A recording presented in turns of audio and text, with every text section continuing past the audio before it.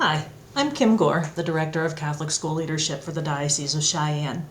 While I am unable to be with you at the Institute this year, I did want to take the opportunity to share a little bit about some of the amazing things that are happening in our Catholic schools across the Diocese of Cheyenne.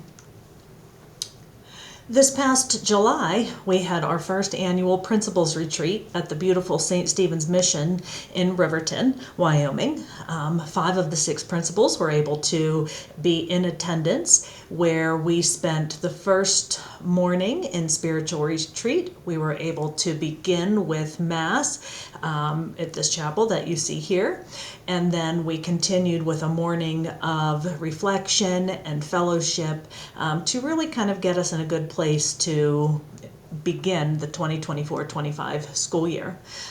We spent the next day or so in collaboration and planning.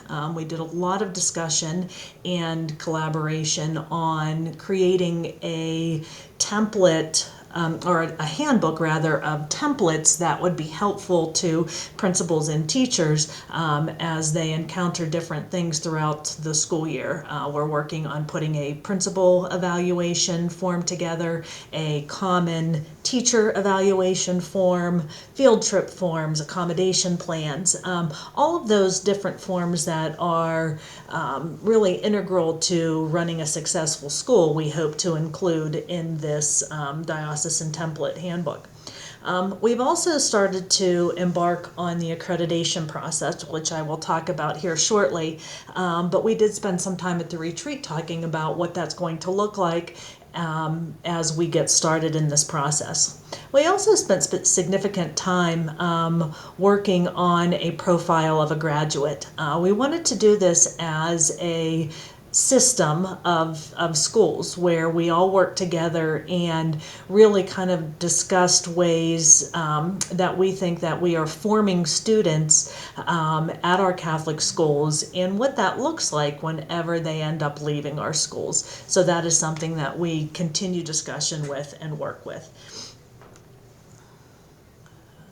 So as I had mentioned, all 6 schools are about to embark on the process of accreditation. Currently, 2 of the 6 schools are accredited through Cognia. Cognia is an accrediting body that looks at accrediting schools, but there is not a Catholic piece to that. So we decided that we would want to move forward with WCEA, which is Western Catholic Education Association, because of the Catholic piece affiliated with WCEA. So in a nutshell, accreditation is a process for determining the quality of a school's overall Catholic identity and educational program. The Catholic school examines itself in order to understand what is working well for the total school community and what it needs to do better to meet the learning needs of the students and to ensure long-term viability and vitality. Throughout this process that will take the next couple of years, the schools will be reaching out to all of the stakeholders to survey them in terms of how the school is doing. We will do an entire year that is considered self-study. We will collect data from those constituencies. We will also look at testing scores and retention numbers and all of the things that go into an effective school. And then at the end of that self-study year, we will then set a plan for school improvement. We always want to be working to get better, and so by taking that year to really dig into what makes the school tick, we'll be able to design a plan for effectively moving forward. Each school will go through this process on their own with support from myself as the WCEA commissioner, but also we'll have the opportunity to talk with one another about the process. But each of the goals that the schools come up with will be individual and unique to those school communities. So one of the reasons that we decided to go with WCEA is because the part that sets WCEA apart from other private public and religious schools is the Catholic identity.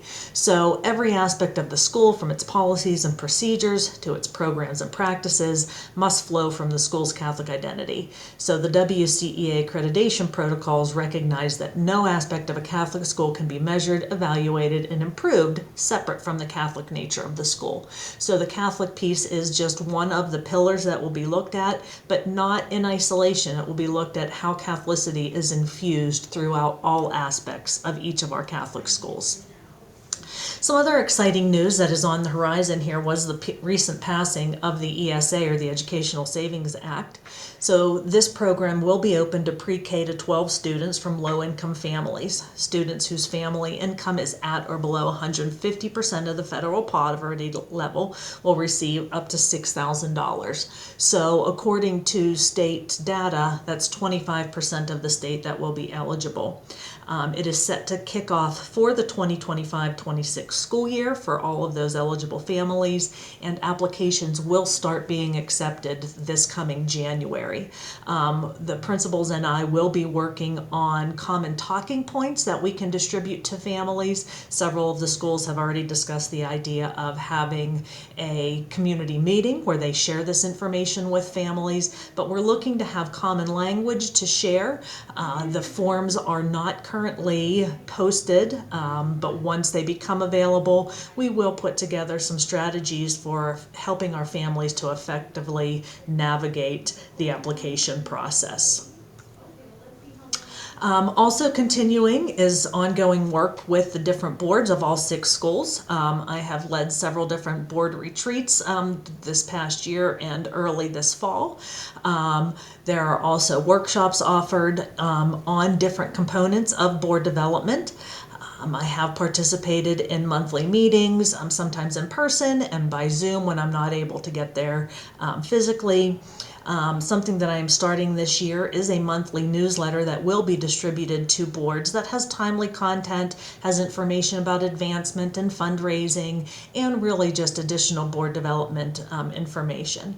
And one thing that I have started to include this year to better prepare and to really provide what those boards need is I have started to include feedback at the end of each of my sessions to have those boards really tell me what went well from the workshop or the board retreat, what they're looking for, and how I can continue providing help in the future. So some things looking ahead, not only this year but into the future. With the schools, one of the things that we continue to talk about is providing diocesan-wide professional development for teachers. Looking for either a way to do this either physically in person or even to provide it virtually. This is something that I'm very passionate about and really hope to get off the ground this year. I also distribute monthly newsletters to teachers. This year the focus will be on the national standards and benchmarks for effective Catholic elementary and secondary schools. Those are the standards that will align very closely with a lot of the accreditation that we embark upon over the next couple of years. With the boards, one of the things that I'm continuing to work is I have a live binders created for them, which is basically a collection of different resources that boards may find helpful, and I update that frequently. My meeting focus for boards this year will also be on the NESBECS, particularly Domain 2, which has to deal with governance and leadership. There are 2 standards within Domain 2 that speak specifically to school boards and how they govern and help their schools be successful. So my focus on board work this year will be on those 2 standards. And another thing that Bishop Stephen and I have been talking about is providing an opportunity to have shared board retreats, perhaps 3 of them located, geographically, to get some of the boards together to kind of share best practices and strategies and really kind of share that collaboration across the diocese, hoping to kind of break down some of the silos and build a community of support, not only for schools but for boards across the diocese. Thank you so very much for your time this morning. Don't hesitate to reach out, and I look forward to seeing you all in the future. Thank you.